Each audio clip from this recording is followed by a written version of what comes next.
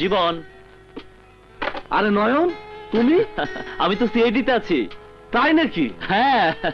বসো। থ্যাঙ্কস। কাকি চলবে, চা না কফি? Your wish. স্যান্ট্রে 2 কাপ কফি। দেখো, লাঠি ভাইয়ের মতো ঘুরতে ঘুরতে আমরা 2 বন্ধু আবার একই জায়গায় এসে পৌঁছেছি। বাই দা ভাই, এসপি সাহেব তোমার খুব তারিফ করলেন। পাগলা বাবা সম্পর্কে তুমি কিছু জানো? হ্যাঁ, লোকটাকে আমার খুব সন্দেহ হয়, বাট কোনো ডকুমেন্ট পাওয়া যাচ্ছে না।